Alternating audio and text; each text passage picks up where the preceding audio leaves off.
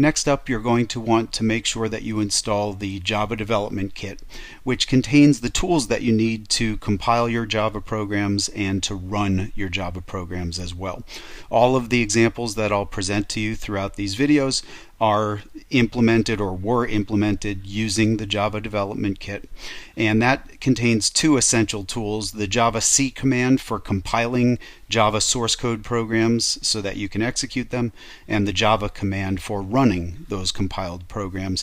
And as part of our test drives in lesson 1, I'll show you that there's a new feature of the Java command that allows you to run Java source code files directly, which can be a convenience when you're testing things out, for example. Now, we took advantage of the free open source version of the Java Development Kit called OpenJDK.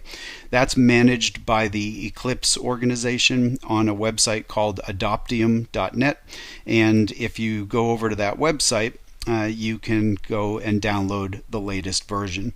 They call this version of the OpenJDK Eclipse Turmarin. Now, if you scroll down on this page, you'll see that there's options for the operating system, architecture, package type, and version. So you're going to want to make sure that you select the appropriate operating system. In our books and videos, we assume most people are using Mac OS or Windows, and I'll show you settings for both of those right now. Let's do Mac OS first.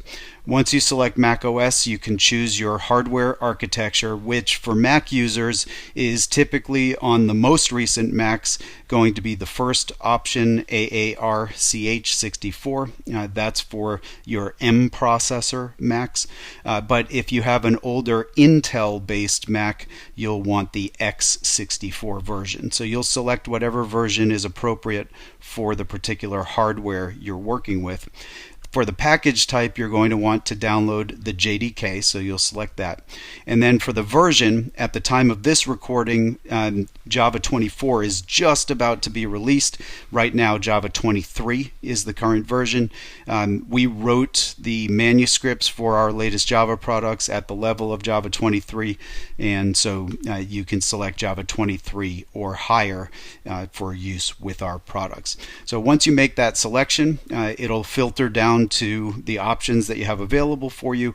On Mac OS, you'll probably want to download the .pkg file, which is an installer file. Once that fully downloads, you'll be able to double-click the file and follow the on-screen prompts to make sure that you install that onto your system. Now, for those of you who are Windows users, let's go ahead and select Windows. Again, for your architecture, it's going to depend on your hardware. So for most Windows users nowadays, that's going to be x64 for an Intel or an AMD chip in most cases. However, there is a version of Windows 11 that runs on ARM processors. So you could potentially select AARCH64 for those processors as well. But for the vast majority of folks, it's going to be x64, and you'll notice that you have a .msi button over here on the right. That's for a Microsoft installer, so I recommend using that version of it. When you click that button, it'll download the appropriate installer, and again, you'll be able to go into your downloads folder and double click that file to perform the installation. Now, once you've completed the installation, you're going to just want to verify that it was installed correctly. So here I am in the macOS Terminal app. One of the easiest ways to get there is to use your search button and just type terminal.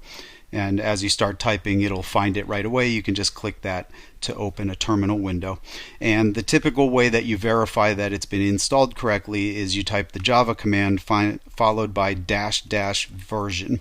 And when you hit enter, you should see an output similar to the one that I have here, but it will be completely dependent on which version of the JDK you have installed. So this is the OpenJDK version 23.0.2, which was released in 2025 back on January 21st. So you'll see something similar to this output.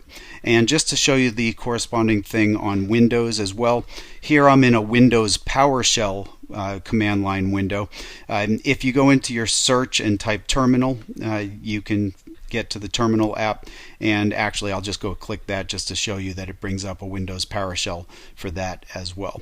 So here's a Windows PowerShell window, same exact command on the Windows side for this, as will be many of the commands that I show you throughout the book and videos. So Java -- or -- version, and it gives me, in this case, the same basic output that I showed you over on the Mac terminal window as well.